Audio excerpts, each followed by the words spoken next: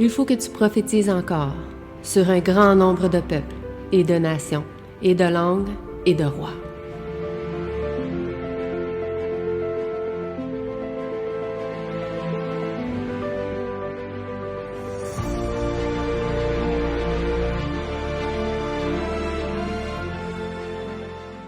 Donc, nous allons continuer avec ce que nous avons déjà partagé il y a quelques semaines déjà, à savoir la dopamine numérique, troisième partie.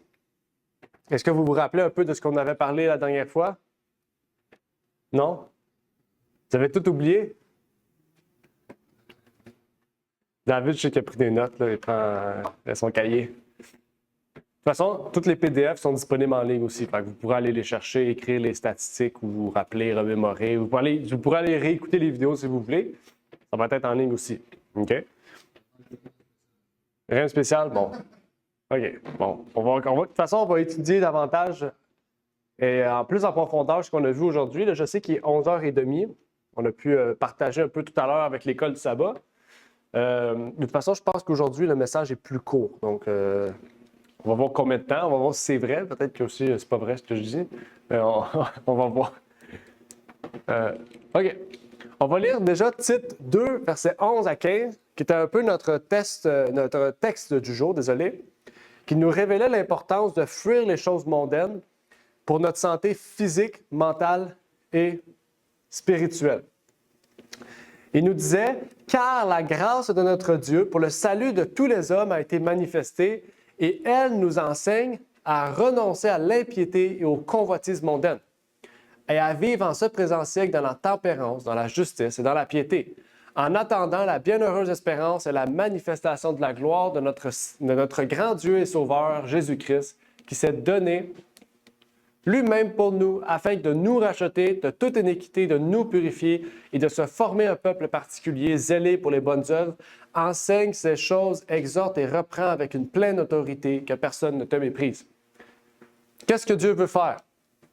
Dieu veut se former un peuple particulier. OK? C'est pas un peuple, c'est un peuple particulier. OK? Particulier, c'est quoi ça veut dire? Qu'il y a des particularités différentes des autres. OK? C'est très important. La première chose, c'est qu'elle veut que nous renonçons à l'impiété et aux convoitises mondaines. OK? Et Pierre avait déjà dit aussi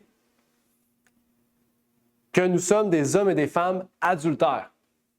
OK? Et qu'en délaissant l'impiété et les choses mondaines, les convoitises mondaines, nous ne sommes plus des hommes et des femmes adultères. Nous sommes soumis complètement à notre Sauveur et à notre Dieu, le Père céleste. Si vous vous rappelez peut-être ce qu'avait dit Sean Parker aussi, un spécialiste de la technologie et du cerveau, il avait dit « Dieu seul sait ce que fait la technologie au cerveau de nos enfants. » Pour vous montrer la grandeur de la chose, en fait, qu'on ne sait pas. Okay? Cette semaine, j'ai lu une étude, je pourrais vous la lire, je ne l'ai pas mis parce que j'avais déjà fini. Il y a une nouvelle étude qui est sortie sur, le cerveau et la technologie. On va aller juste la lire. Je vais vous la citer la semaine prochaine. Je vais juste la lire aujourd'hui. Je l'ai gardée sur mon Google. Je vais vous la lire parce que c'est dans CNN Health qui dit « Storing too many digital items on your device could be a sign of a disorder. » Experts say. Qu'est-ce qu'il dit? OK.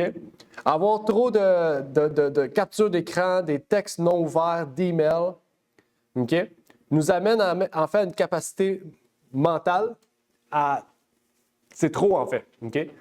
OK? Donc, quand vous ouvrez votre téléphone, vous voyez des 9, des 3, des 14 partout, puis des trucs de même, c'est un signe déjà de désordre mentaux. C'est ça que l'étude dit. Mais ça dit aussi que pour l'homme, naturellement, c'est trop. C'est une surcharge du cerveau. OK? C'est pas bon pour le cerveau. OK? On va en parler plus la semaine prochaine.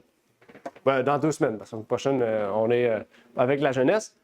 Mais c'est juste, ça, c'est la nouvelle étude qui est sortie cette semaine. OK? Ils ont découvert ça. OK? Donc, ils vont découvrir d'autres choses tout le temps. OK?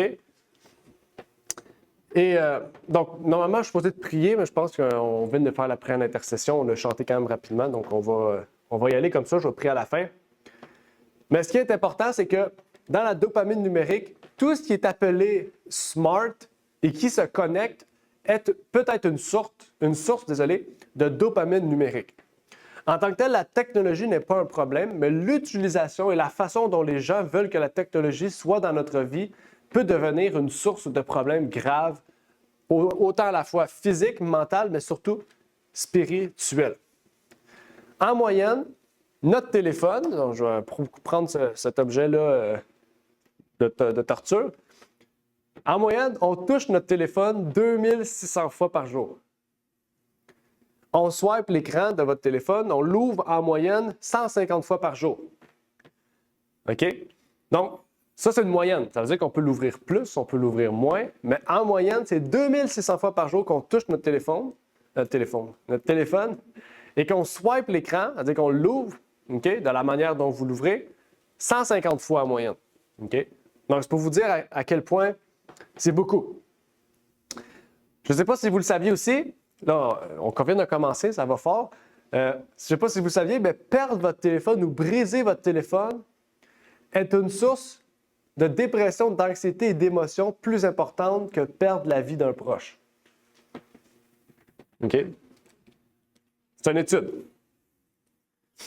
Ils ont découvert que la détresse émotionnelle associée à la perte d'un téléphone était supérieure de 20% à celle associée à la perte d'un portefeuille et de 22% à celle associée à la perte de bagages.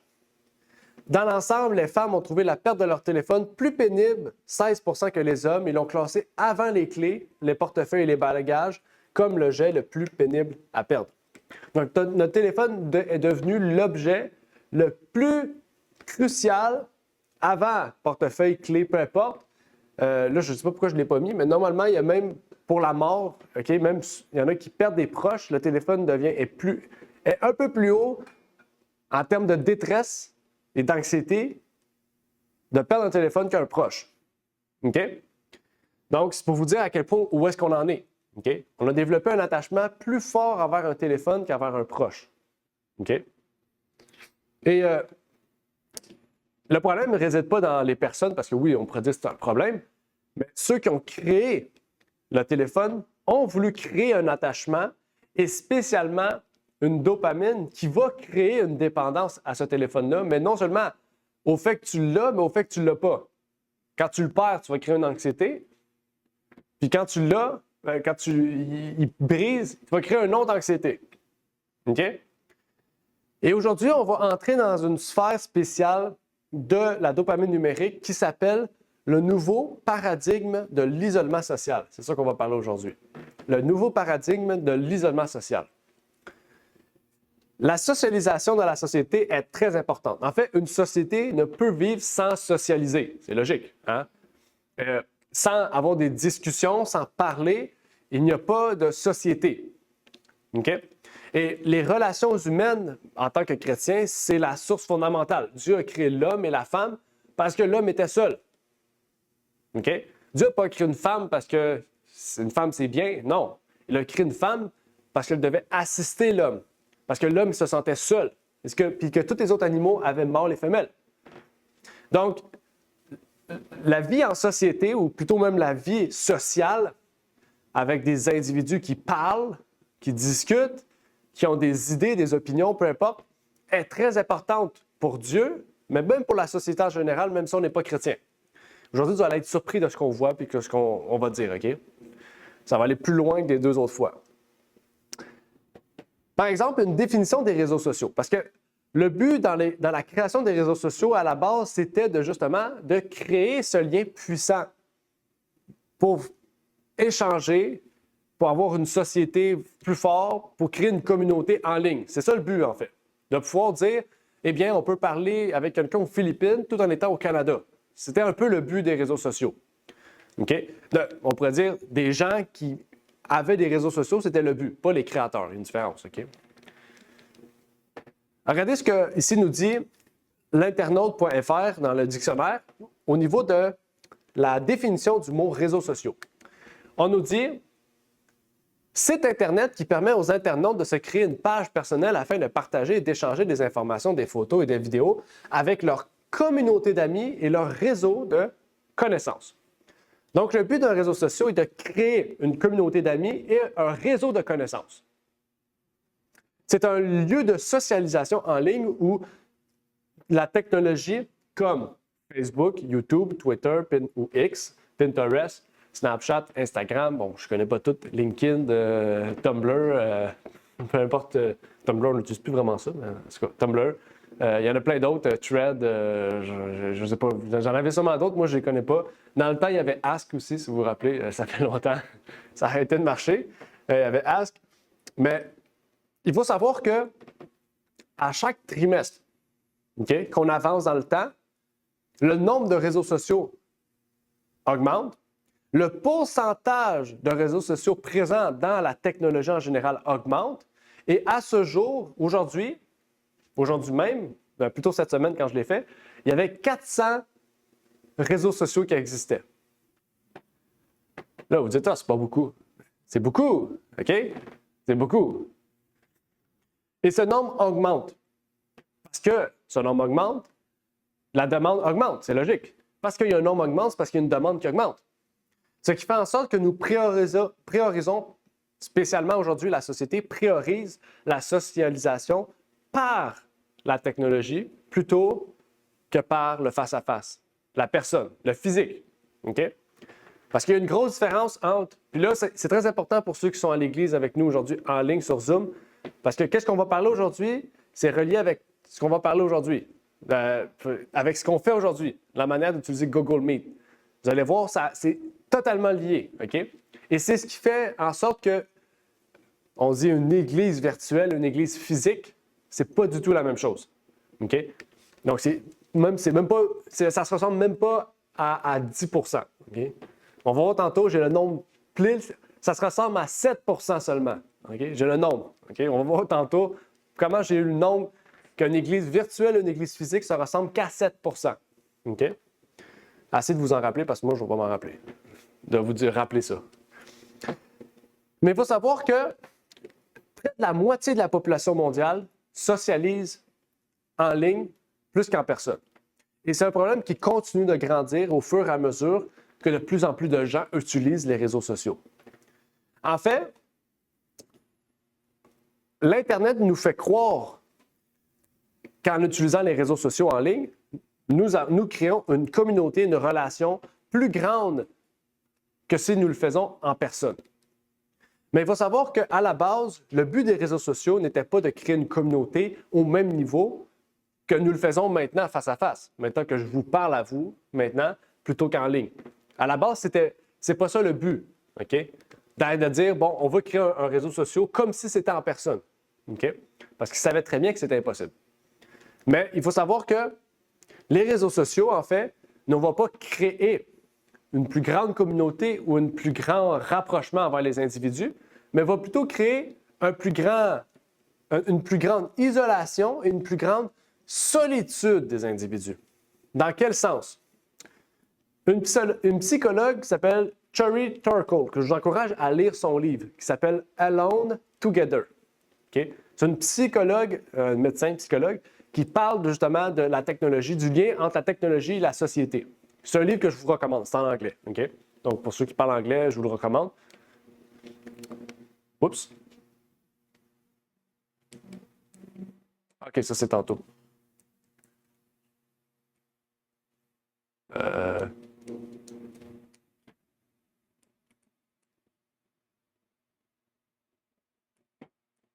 Attendez, il y a quelque chose qui ne marche pas.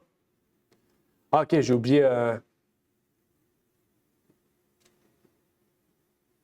OK.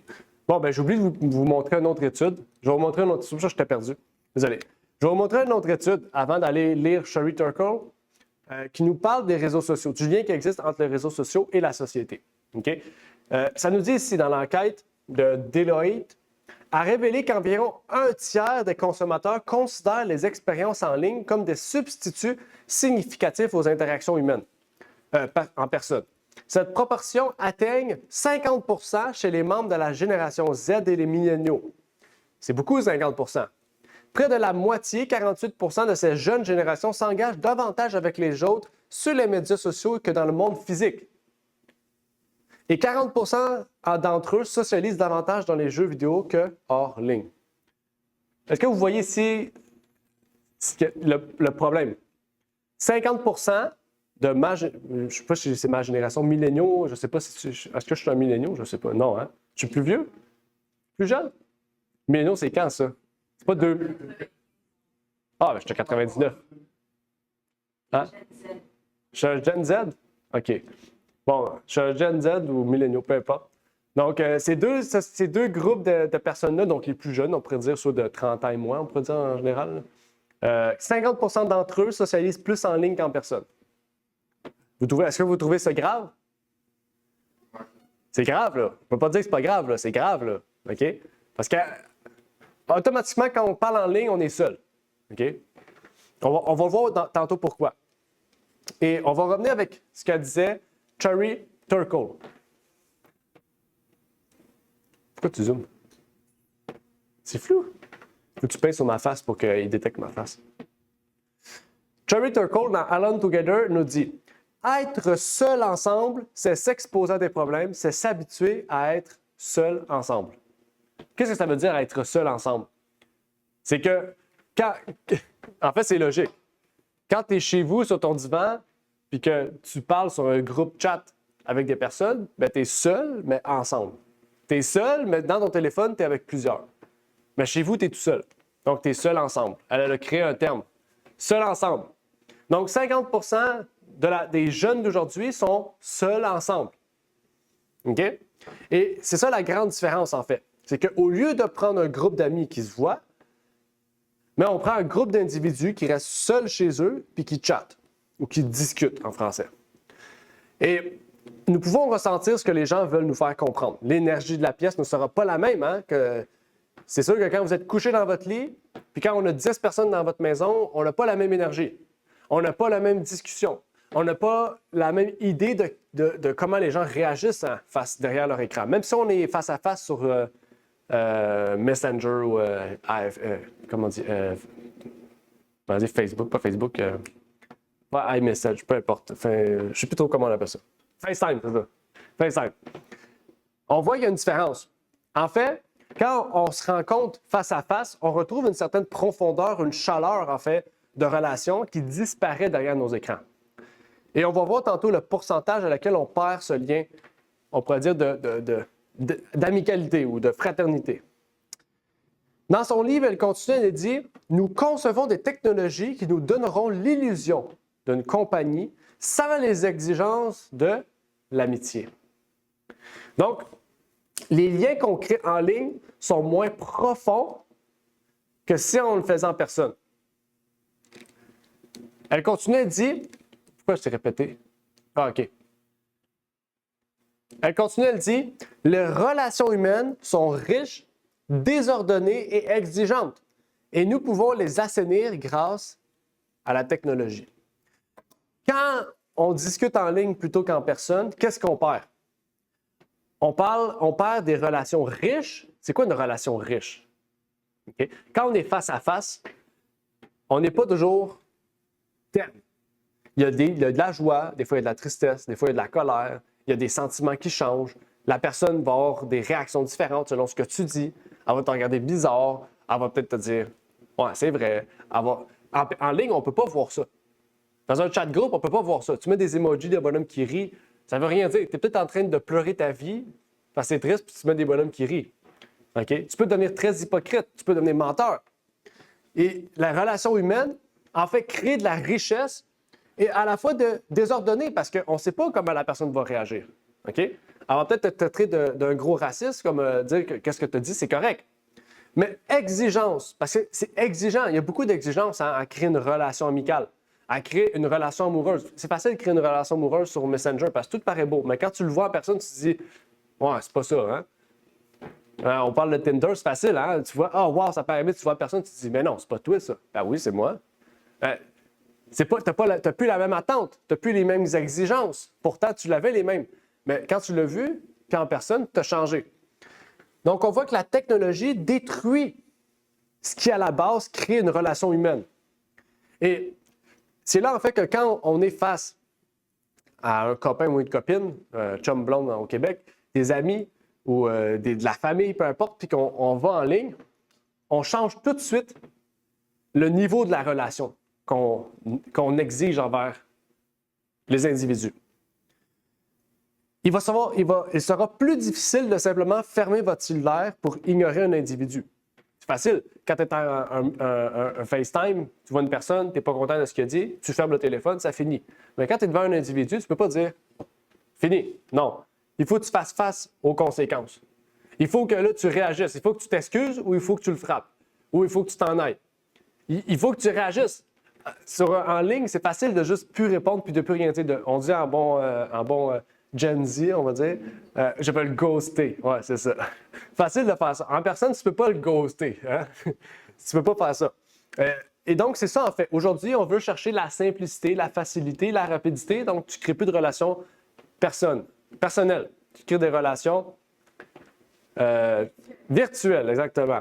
Donc, tu perds tout cela. Tu perds cette richesse, ce désordre, cette exigence d'une relation, une vraie relation et d'une communauté. Il y a même certains sites maintenant qui s'appellent Marry from Home. Marry from Home. Aux États-Unis, c'est un site qui existe. Tu peux te marier à distance, peu importe dans le pays où tu es. Tu n'as jamais rencontré un individu, tu peux te marier à moindre coût. Pour vous montrer, aujourd'hui, à distance, tu peux travailler, tu peux te faire des amis, tu peux te marier. Même à cette heure, tu peux avoir des relations S, on va pas le dire pour faire YouTube nous bloque, tu peux avoir des relations S avec les cases VR et tout. Tu peux tout faire. Pourquoi avoir besoin d'une personne? Pourquoi avoir des amis personnels, réels? Pourquoi avoir une relation amoureuse réelle si tu peux tout faire en ligne? Parce que la facilité est présente.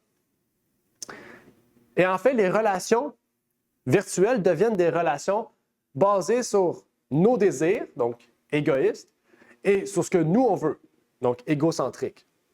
Et ça, c'est un gros problème, en fait. Sherry Turkle, le docteur Sherry Turkle, nous continue en disant « Mais lorsque nous le faisons, l'une des choses qui peut se produire est que nous sacrifions la conversation au profit de la simple connexion. Nous nous négligeons nous-mêmes et avec le temps, nous l'oublions et nous cessons de nous en soucier. » On a vu récemment ce que provoquait sur les émotions et les réactions la technologie. On a vu qu'il y a 40% moins d'empathie et cela est dû au fait que nous focalisons nos relations sur le virtuel plutôt que le personnel. Hey, 40% de moins de sympathie, c'est beaucoup, là. OK? C'est pas 2%, c'est 40%. OK? C'est la moitié de la société, des milléniaux et Gen Z, qui ont moins d'empathie. OK? Et regardez ce que Mark Zuckerberg a dit. J'ai mis une belle photo de lui, là. Regardez comment il est beau. Il dit « L'objectif n'était pas de créer une communauté en ligne. » Ah! Pourtant, c'est pas la définition de réseaux sociaux.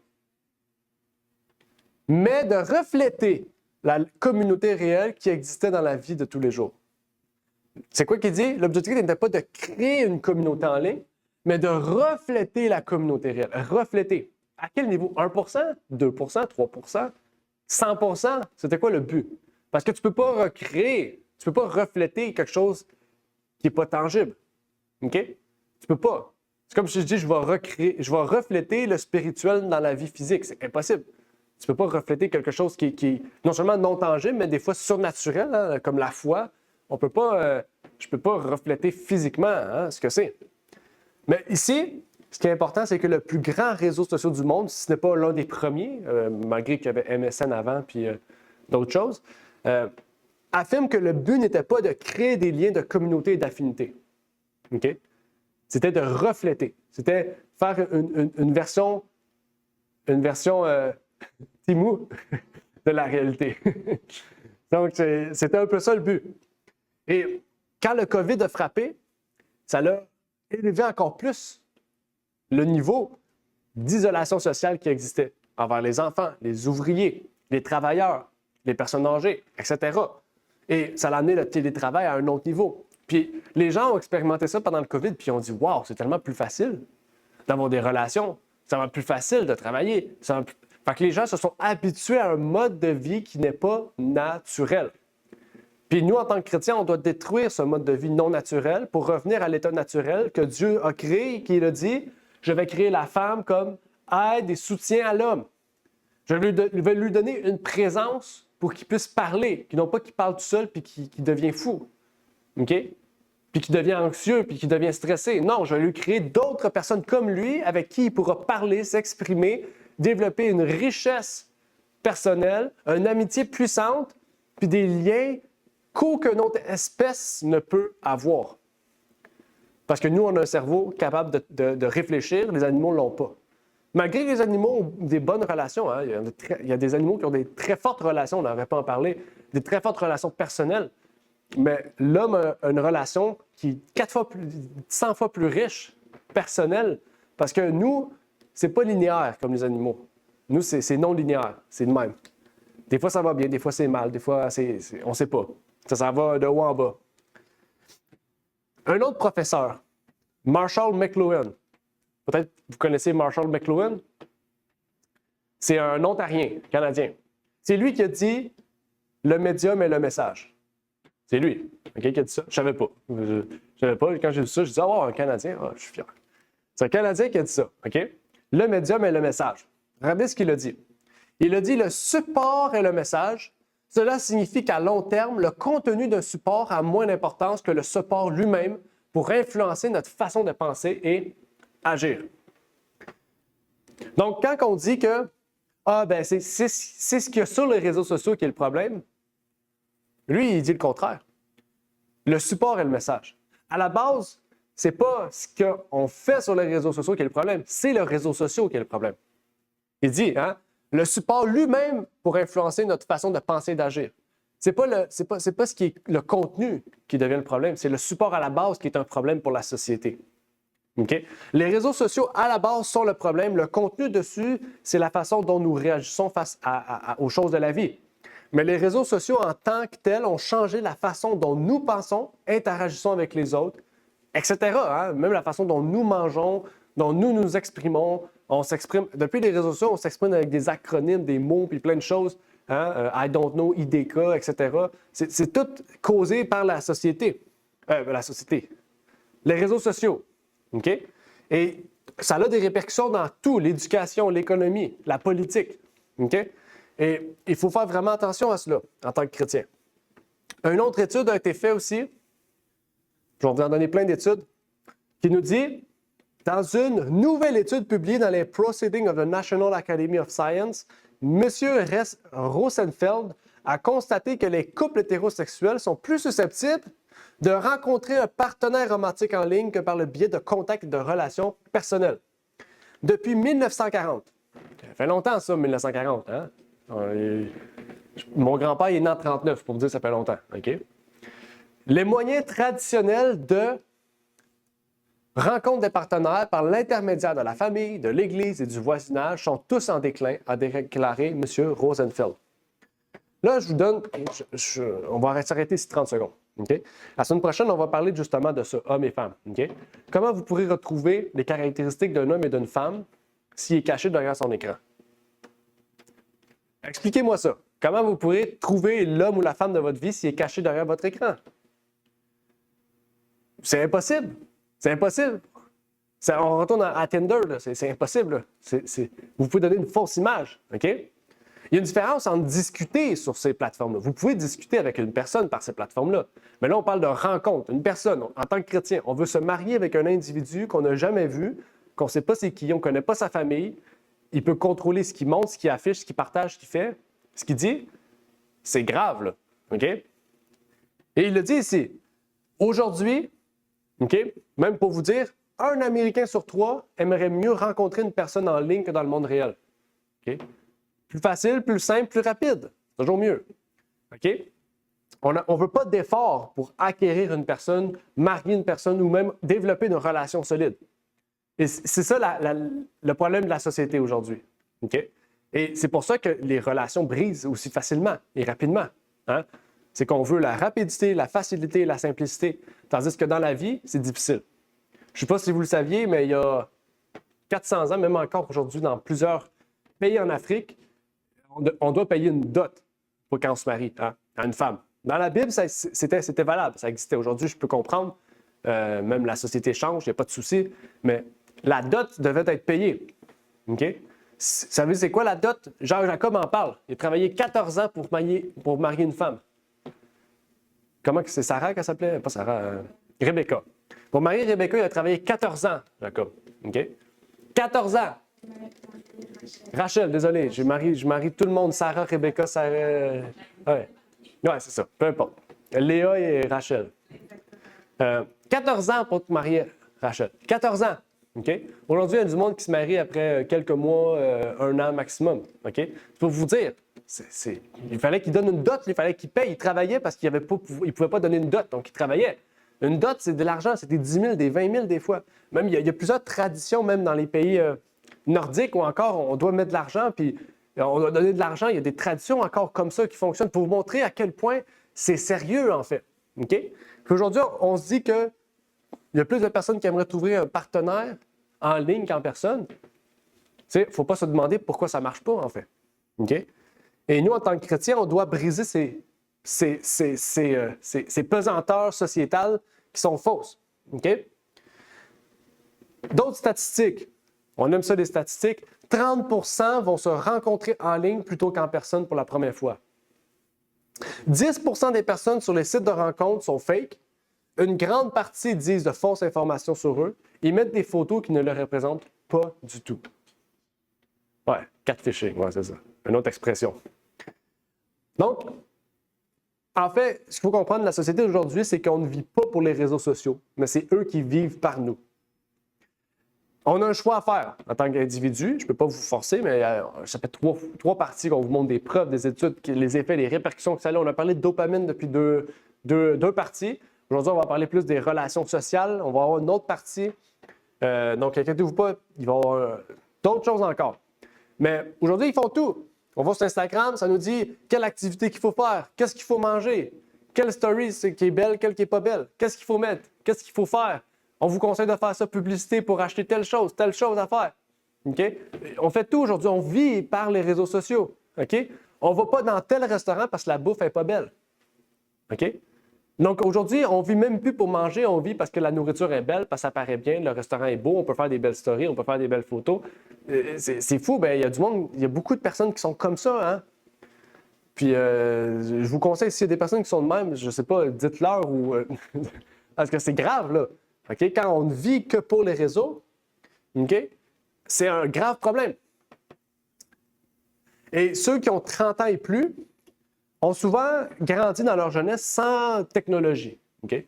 Je ne vous dis pas la Nintendo 64 ou la PS1, c'est pas de la technologie, oui, c'est de la technologie, mais c'est pas de la technologie smart, connectée. Okay?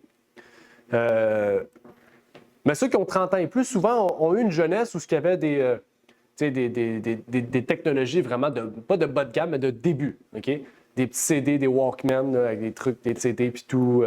Il y avait les petits trucs aussi, où il y avait des numéros, des paddles, Padjet, c'est ça.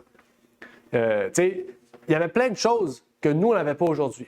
Mais ceux qui naissent aujourd'hui, même depuis début 2000, naissent avec des technologies intelligentes, des télé intelligentes, des téléphones intelligents, des ordinateurs intelligents, tout ce qui est intelligent, qui n'est pas vraiment intelligent.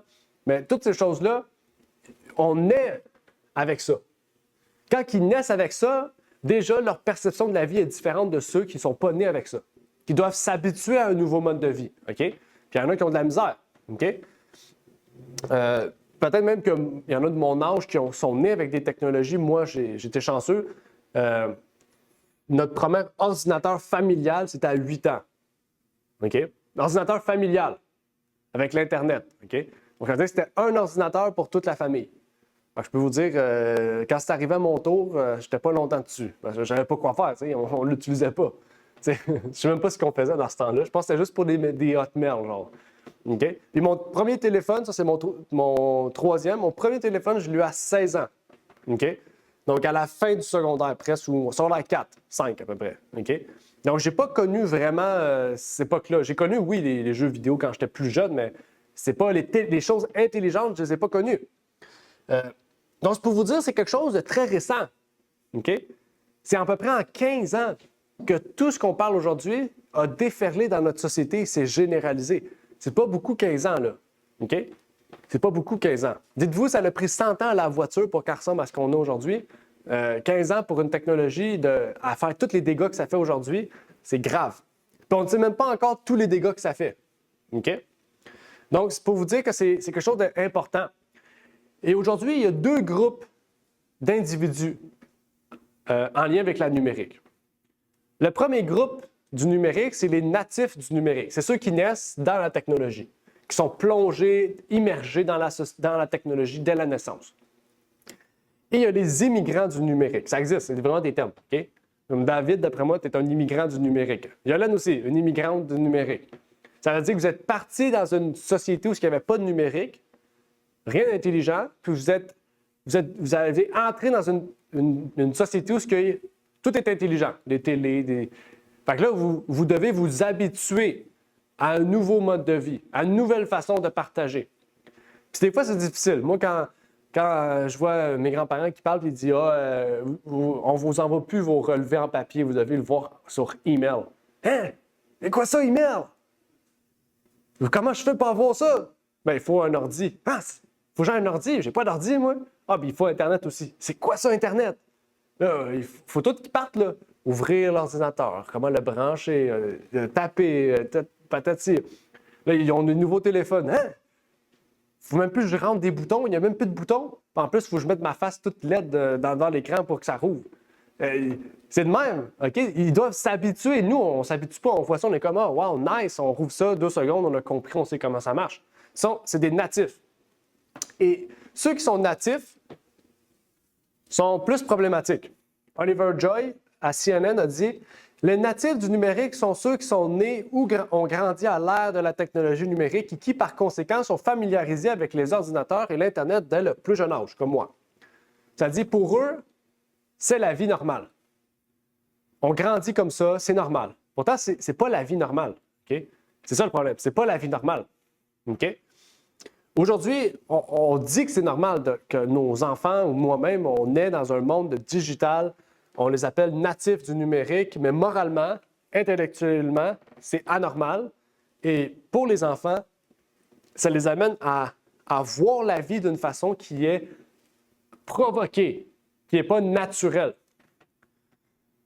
En fait, ce qu'il faut comprendre, c'est que dans la vie, surtout les jeunes, tout ce qu'ils voient, c'est ça qui dicte leur vie. Okay? Tout ce qu'ils voient, c'est une éponge. Leur cerveau, c'est une éponge. Ils voient quelque chose, ils le prennent. Plus tard, ils vont revenir. Pourquoi on faisait ça? Papa, pourquoi on faisait ça? Ils ont vu ce que tu faisais. Ils ont entendu ce que tu disais. Ils vont s'en rappeler. Même s'ils ne le pratiquent pas, ils vont s'en rappeler. Puis peut-être plus tard, ils vont dire, OK, bien, il fait ça, moi aussi, je vais le faire. Et ça a des influences, okay, dans la vie générale. Dans le Pollack Group, on peut lire ici, il ne fait aucun doute que l'influence des médias numériques sur les adolescents ont évolué au fil des ans. En 2012, 41 des adolescents déclaraient posséder un smartphone. En 2012. Okay? Je ne faisais même pas partie des 41. Ça dit combien aujourd'hui? Combien d'adolescents ont des téléphones aujourd'hui? 89 %. Okay? Ceux qui n'en ont pas, je pense que c'est ceux, il y avait une mode l'année dernière qui avait des téléphones flip. Les gens achetaient des téléphones flip. Là.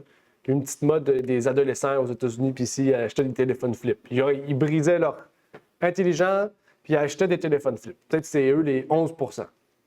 Ça dit, une nouvelle étude du Common Sense Media a révélé que plus de 2 tiers des adolescents, 2 tiers, okay, c'est minimum 75 %, préfèrent communiquer avec leurs amis en ligne plutôt qu'en personne. Vous ne trouvez pas que c'est grave, encore une fois? 75 % des adolescents aiment mieux parler en ligne qu'en personne. OK? Puis on a créé un nouveau problème dans la société qui s'appelle, vous savez comment ça s'appelle? Un nouveau problème de société là, quand on se retrouve face à des personnes. La peur de la foule, l'anxiété sociale. Pourquoi? Parce qu'on est habitué à être seul derrière un écran puis on discute avec des gens. Là, on arrive devant des personnes, on ne sait pas comment s'exprimer, on ne sait pas qu'est-ce qu'on va dire, comment eux vont me percevoir. Tandis que c'est normal, je veux dire. Mais on est tellement habitué derrière nos écrans que quand on arrive devant des gens, on est comme ben là, c'est plus comme derrière un écran. Tu sais, derrière un écran, tu peux dire, tu peux faire, tu peux penser n'importe quoi, il n'y a pas de trouble. Mais là, en personne, c'est plus pareil. Là. C'est comme. Fait que là, tu rentres dans Quand quelque chose, t'es comme, je sais pas quoi faire. Donc là, tu développes une peur, une crainte, une anxiété. OK? Donc, ça n'existait pas avant. OK? Oui, il y avait certaines personnes qui avaient ça. C'était très, très rare. Parce que il faut comprendre que les réseaux sociaux ont développé ce syndrome parce que les réseaux sociaux vous projettent une réalité qui n'est pas réelle. Et que nous, on veut s'adapter à cette réalité qui n'est pas réelle. Et là, quand on arrive dans le monde réel, on se dit, mais là, je ne suis pas comme ceux qui se passent sur Instagram, sur Snapchat, sur Facebook, eh bien, je ne suis pas bon, les gens vont me critiquer. Non. C'est ça le problème, c'est que tout le monde, après ça, a peur de tout le monde parce que tout le monde dit, bien, lui, il me juge parce qu'il pense que je ne suis pas comme elle. Bien, arrêtez, c'est comme, vous êtes toutes pas comme elle. Comme vous avez peur que l'autre pense que toi, tu n'es pas comme elle, mais elle pense que toi aussi, tu n'es pas comme elle pense. Okay. Fait qu'on se crée une anxiété sociale qui n'est pas réelle, qui est fausse, en fait. Ça n'existe pas. OK? Et Dr. Turkle nous dit encore, en lien avec ça, les gens peuvent être tellement habitués à être privés de conversations réelles, tellement habitués à se contenter de moins, qu'ils peuvent en venir à vouloir se passer complètement de personnes réelles. OK? Et c'est vrai, il y a des gens là, qui sont dans leur chambre, là, les rideaux baissés, les portes fermées, tout est fermé avec un casque, puis ils sont là 24/7. S'il faut, ils font pipi dans un pot, ils achètent une litière à chat, puis ils font leurs besoins là. Ils sortent pas. Moi, j'en connais du monde qui sont de même, 3-4 jours dans leur chambre à jouer aux jeux vidéo. Au secondaire, ils faisaient ça, ils pissaient dans leur pot, ils faisaient caca là, ils faisaient commander, c'est leurs parents qui amenaient dans leur chambre, ils sortaient pas. OK? Ça, c'est, je sais pas, entre ça puis Pinel, il n'y a pas de différence. Les deux se retrouvent dans la même chose, là, enfermés tout seuls dans une chambre. C'est tout pour devenir fou. Okay? Oui, il y a des gens qui sont plus solitaires, dans le sens qu'ils peuvent avoir moins de contact humain, puis ils vont se sentir bien. Okay? Comme il y a des gens qui ont besoin de plus parler, c'est normal. Mais ça reste qu'il faut sortir, là. Il faut bouger. En 2024, on peut tout faire à la maison. Commander notre épicerie. On peut trouver notre prochaine compagne. On peut trouver notre prochain film, nos prochains jeux, notre prochain travail. Peu importe. On peut même jouer aux jeux de société à cette heure. On peut jouer au Monopoly en ligne au lieu de jouer en personne avec des amis. C'est bien mieux. Hein? On n'a pas besoin de bouger. On est dans notre confort de la maison. Et ça a des répercussions gigantesques sur l'homme. Il y a un autre article que je vous invite à lire. Je ne vais pas le partager.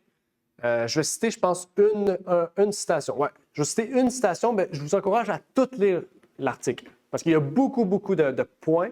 Ça s'appelle « Texting really is ruining personal relationship ». Okay? Texting really is ruining personal relationship. Vous allez avoir le lien dans quelques instants. C'est sur NBC News. Je vous invite à lire cet article-là, OK? Parce que là, je vous cite une étude sur les 10 études qu'il y a dans l'article, OK? Ben, je voulais toutes les nommer, mais ça aurait été trop long. En fait, on va voir ici que la technologie encourage la paresse et l'agressivité chez les gens.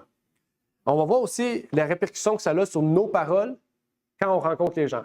Parce que quand on est en ligne, c'est facile de dire n'importe quoi. Quand on arrive en personne, on va s'exprimer de la même manière que si on s'exprimait en ligne. OK? Donc, les gens, ça veut dire qu'ils réfléchissent moins à ce qu'ils disent. OK? Et encore une fois, ça, c'est un autre problème. On va voir ici, ça dit, dans l'article, Texting Really Ruining Personal Relationship sur NBC News, il nous dit « Nos compétences en matière de conversation sont comment? De plus en plus rouillées. » Hey, pourtant, les gens, ils font des études plus loin. Tout le monde dit aujourd'hui, on est chanceux, on fait le cégep, on va à l'université. Les gens, ils parlent, ils vont connaître beaucoup plus de choses. Pourtant, on n'est même plus capable d'avoir une conversation normale. C'est un peu absurde, c'est contradictoire. Ça dit, ils ne feront qu'empirer à mesure que de plus en plus de personnes utiliseront des assistants virtuels, des achats en ligne et d'autres applications qui nous permettent d'éviter de parler à un autre être humain. Ben oui, c'est même plus facile. Le texto engendre non seulement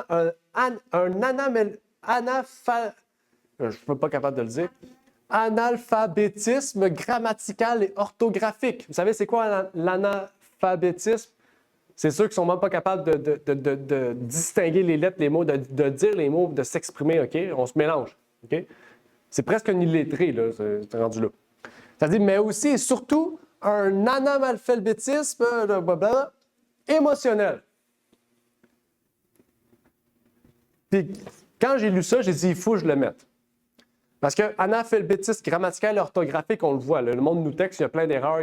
En français, on sait que les gens coulent le français au secondaire parce qu'ils ne savent plus écrire, au cégep aussi, à l'université aussi. Fait au lieu de dire c'est quoi le problème, on baisse les standards, c'est plus facile. Après ça, on se demande pourquoi ça va mal au Québec.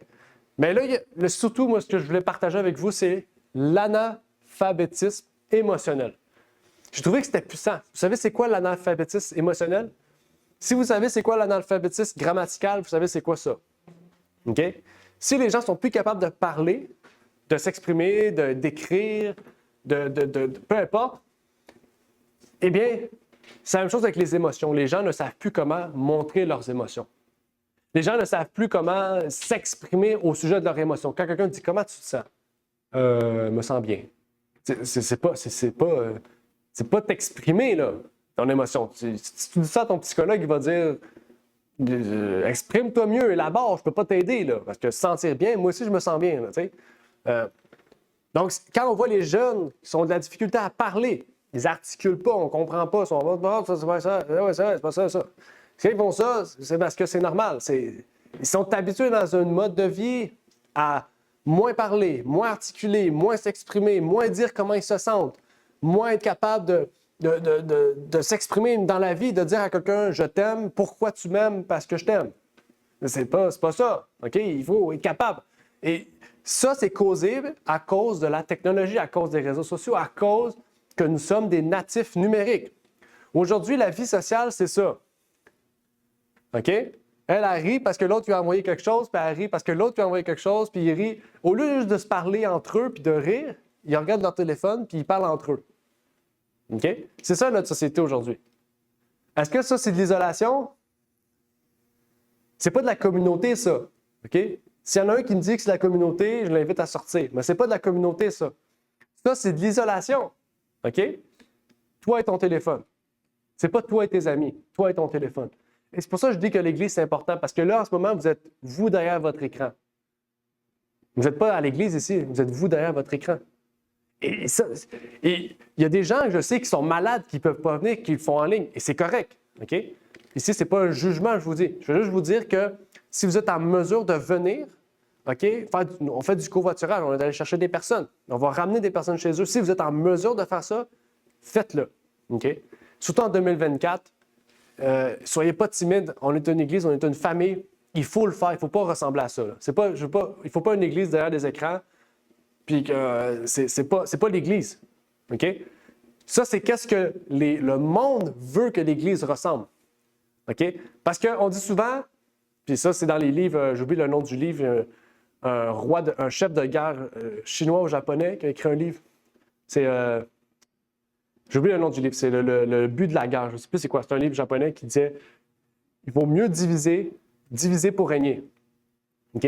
Donc, quand on met tout le monde chez eux, c'est facile après ça de régner dans la vie des gens. Parce que quand tu es chez vous, c'est facile. Tu es devant un écran, tu écoutes une personne qui parle, en même temps, sur son téléphone, tu manges, tu te sens sur ton sofa, tu es en pyjama, tu es bien, tu flattes ton chien, tu vas répondre, tu fais le party. Tu peux tout faire ça pendant que tu vas à l'église. Mais pendant que tu es là en ce moment, tu es obligé de m'écouter. Ou tu es obligé d'écouter la personne en avant.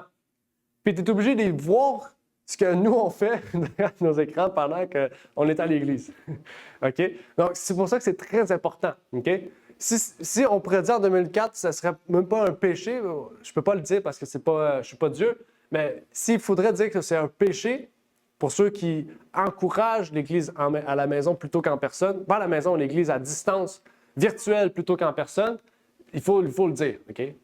Parce qu'il y a des liens personnels ici. OK? Puis on est tous ici parce qu'on veut se voir, parce qu'on veut fraterniser, parce qu'on vient louer notre Dieu, parce qu'on s'aime, on s'apprécie, on veut parler avec des frères et sœurs, on veut les rencontrer, on veut se dire, moi, cette semaine, ça a été mal et tout, puis entendre nos frères et sœurs dire, OK, je vais prier pour toi. En ligne, on ne peut pas faire ça. C'est difficile de faire ça. On ne sait pas comment la personne se ressent.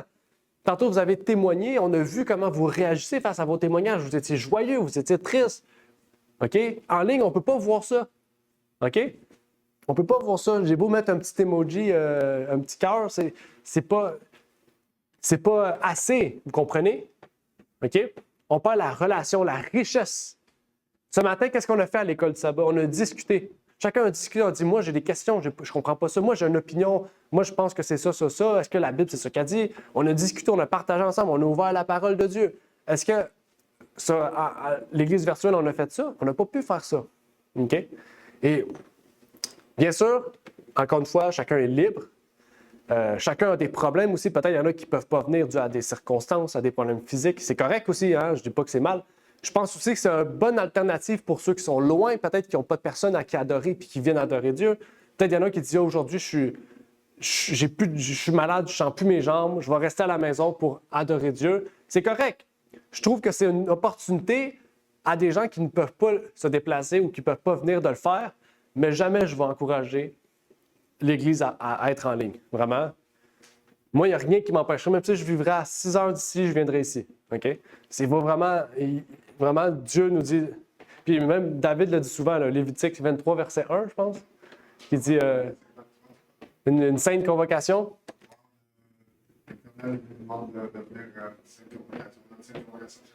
Exactement. C'est une sainte convocation. OK? C'est pas n'importe quoi, là. C'est une sainte convocation. C'est une convocation divine. Et on a un libre arbitre. OK? Mais il faut savoir qu'en 6000 ans d'histoire humaine, l'Église à distance n'a jamais existé que depuis le COVID. L'Église virtuelle n'a jamais existé. OK? Donc, ça fait juste 5 ans que ça existe. OK? Fait que c'est pas 5 ans qui vont venir changer, du moins, en tout cas, j'espère pas pour nous, c'est pas 5 ans qui vont venir changer 6000 ans d'histoire humaine. À savoir que les gens se réunissaient. OK? Ils étaient convoqués ensemble. Et c'est la raison à laquelle aussi que l'Église en ligne devient un peu une absurdité. Parce qu'il n'y a plus de possibilité de communier, de fraterniser. Ça crée encore un isolement plus grand. Un moyen, en fait, à ne pas se connaître. On évite de se connaître et de mieux savoir qui on est. C'est qui mon frère et ma sœur que je connais depuis 10 ans, mais que je n'ai jamais vu? OK? Pendant le COVID, ça a été une solution. Mais David, par exemple, pendant un an ou deux, on ne l'avait jamais vu. On le voyait juste sur Zoom, puis il venait les jeudis. Moi, j'étais dessus mon autre église, j'ai commencé à faire mes recherches. Oui. Parce que quand on va Oui, c'est ça. poser des questions. C'est ça. Exactement. Ça a pris un an. Là. On s'est vu la première journée d'action de grâce, moi puis David. Ça faisait un an, je pense, qu'il venait les jeudis, puis des fois les sabbats, tu venais aussi.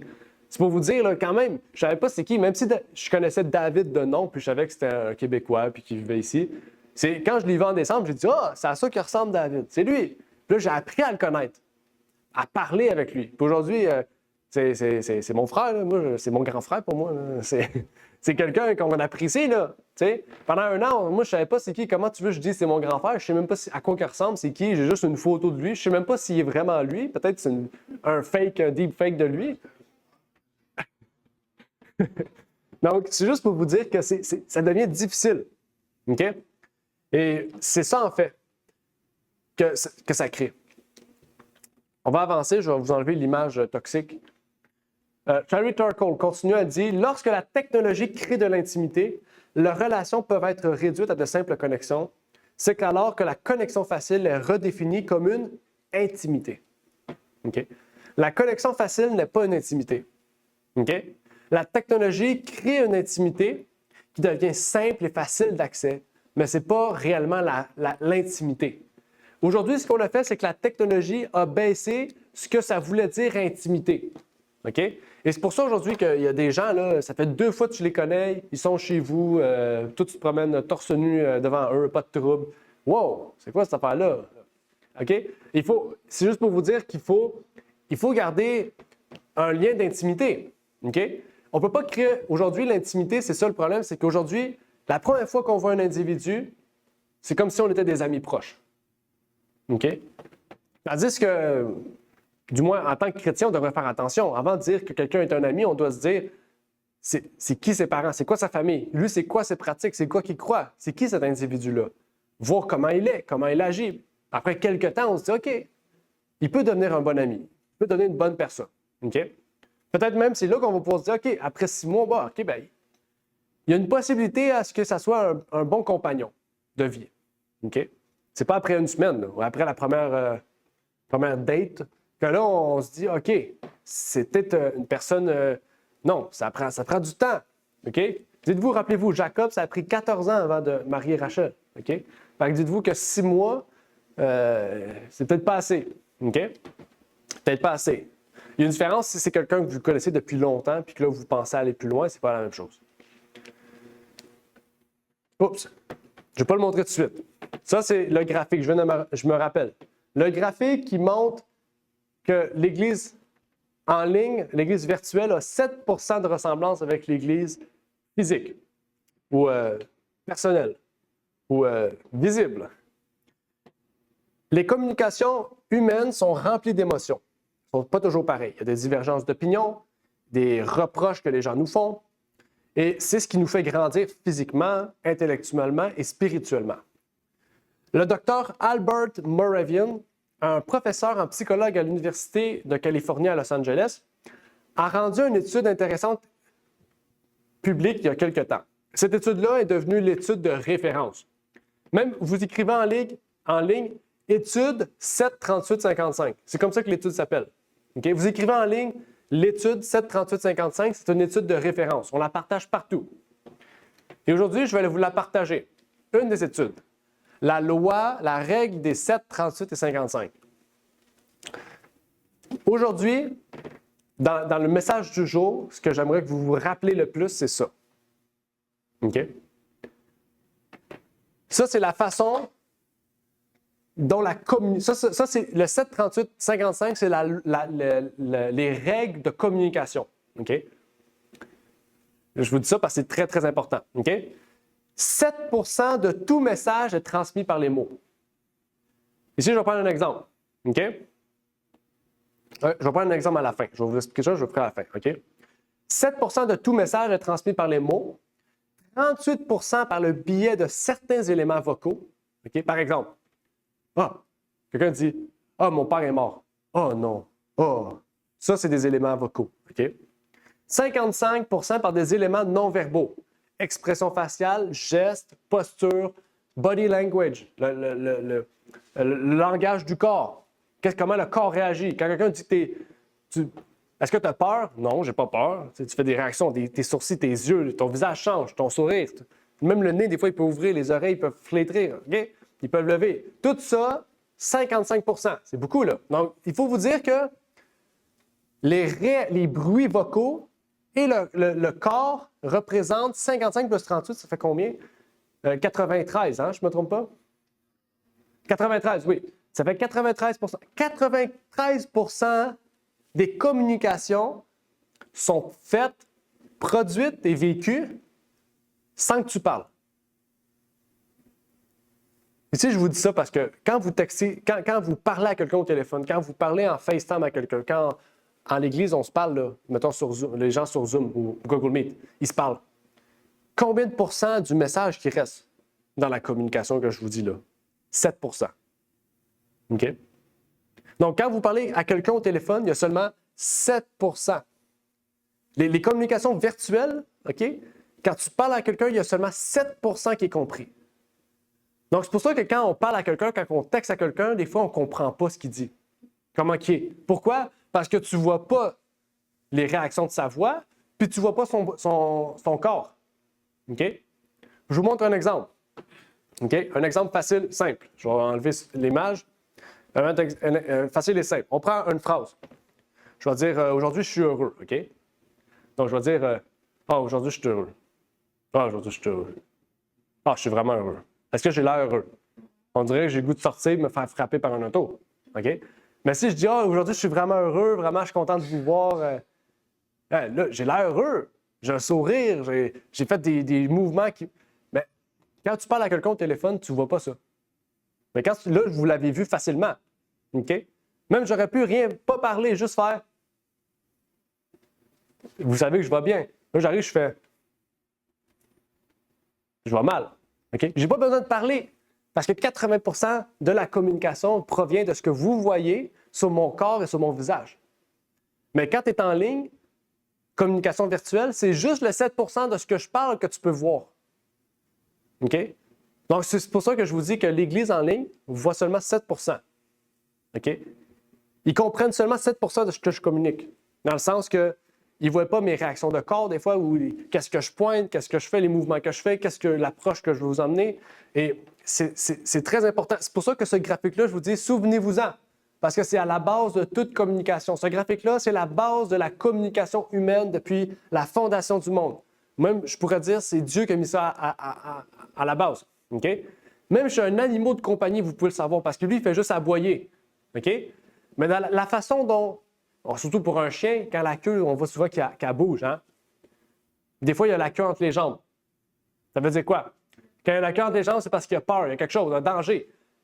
Même si tu entends ton chien aboyer, s'il y a la queue entre les jambes, ça veut dire qu'il aboie parce qu'il a peur d'un danger. Ça veut dire, si lui a peur, toi aussi, tu dois avoir peur. OK? Mais ça, tu peux l'entendre, le chien aboyer. Il ne va pas te dire « Hey, besoin d'aide ». Il ne parle pas français, il ne parle pas de la langue. OK? Donc, je peux vous dire que la façon, le non-gestuel, pas le non-gestuel, le non-textuel, le non-verbal est plus puissant. Et le non-verbal représente 93 d'une communication. Ça, je veux vous dire. 93 d'une communication. Et ça devrait être le point le plus puissant d'aujourd'hui pour détruire l'isolation sociale qui existe dans la société d'aujourd'hui, en 2024.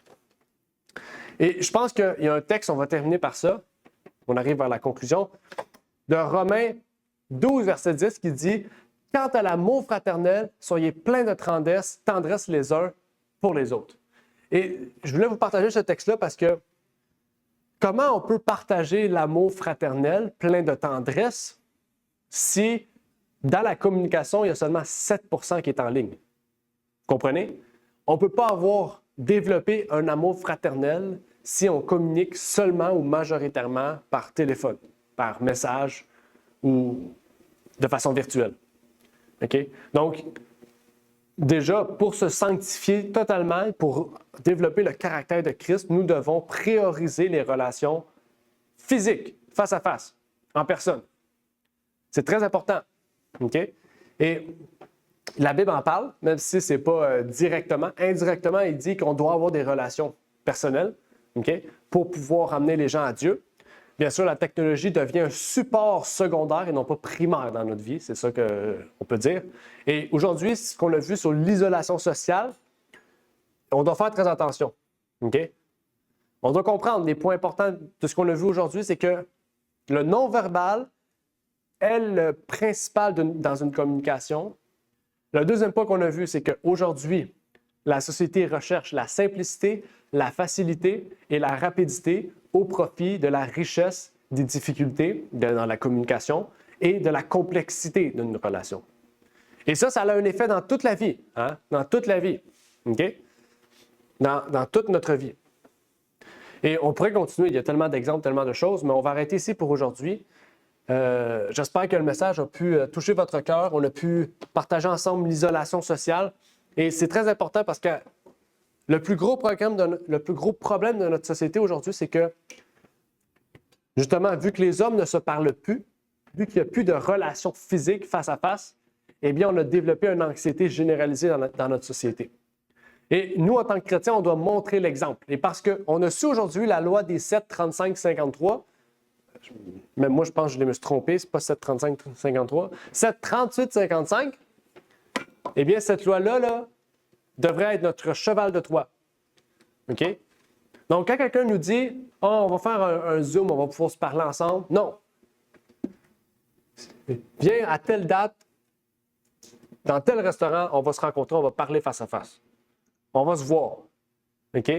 Essayez de mettre ça en pratique, essayez de voir ça, de voir votre vie déjà en général, de s'asseoir de dire quel est le lien que j'entretiens avec la technologie? À quel niveau je pourrais peut-être changer certaines pratiques? Puis au fur et à mesure, eh bien, adaptez-vous et changez. OK? Même moi, ça a été un cas de même, OK? Où c'est toujours plus facile d'envoyer un email puis un texto. OK? Des fois, je sais que c'est plus facile de le faire puis il faut le faire dans des cas extrêmes. Mais moi, à cette heure, au lieu de texter puis d'emailer, des fois, je vais juste appeler pour parler à un individu. Parler à quelqu'un, parler. Créer une richesse de relations, puis en même temps, mais ça crée des liens des fois avec des personnes. Donc, des fois même, je me déplace à cette heure, même s'il faut. Je me déplace, même si je sais que c'est pour rien. Je me déplace juste pour parler à la personne. Puis qu'il voit ma réaction que tu me prends pour qui, tu sais? Avoir qu'est-ce qu'il faut. Donc, vraiment, c'était un peu le but du message du jour, de pouvoir retrouver la raison à laquelle Dieu nous a créés, des êtres sociaux, des êtres qui parlent, des êtres qui discutent, tout en ayant un respect et tout en gardant le calme. Okay? Et donc, que Dieu vous bénisse. On va terminer par une courte prière. Notre Père est aux cieux, j'aimerais te remercier pour l'opportunité que tu nous as permis de parler de ce sujet, de pouvoir, Seigneur, partager ce message si important et crucial.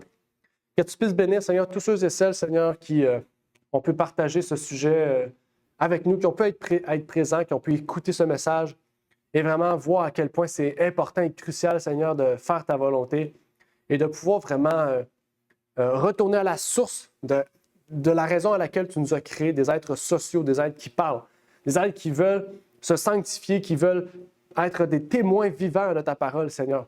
Et que tu puisses vraiment nous permettre aussi de pouvoir témoigner de ce que nous avons appris au cours de ces 3 parties, Seigneur, et pouvoir vraiment être remplis de ton esprit pour que tu puisses nous rappeler ces choses, Seigneur. C'est ma prière donc pour ces choses au nom de ton Fils Jésus-Christ. Amen. Merci d'avoir écouté cette vidéo. Si vous désirez rejoindre l'œuvre au Québec, veuillez nous contacter par email à asjh1889 de Terrebonne à commercial@gmail.com et via Facebook à commercial ASJH1889 de Terrebonne. Merci à vous et que Dieu vous bénisse.